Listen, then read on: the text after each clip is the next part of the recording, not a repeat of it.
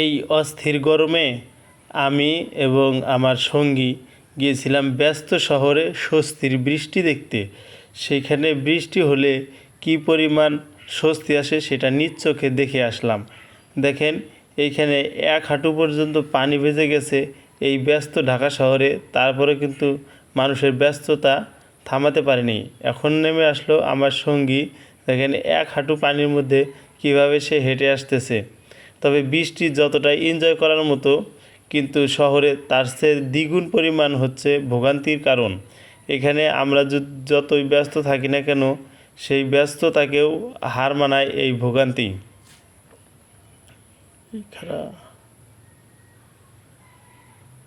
এখানে দেখেন মানুষ কতটা ভোগান্তিতে পড়ছে, কিভাবে জ্যামের মধ্যে এক হাঁটু পানির মধ্যে রিক্সাওয়ালারা রিক্সা ঠেলে নিয়ে যাচ্ছে।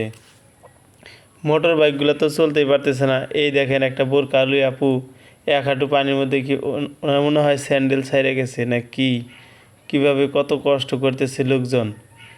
আল্লাহ, তুমি এদের প্রতি একটু রহমত করো, একটু হেদায়েত করো। দেখেন কত কষ্ট করে মানুষ পারাপার হচ্ছে। এটা কিন্তু একটা রাস্তা, এটা কিন্তু খাল বিল হাওর বাওর এগুলো কিছু না। ওই দেখেন এদিকে সারি সারি রিক্সা জ্যামে আছে।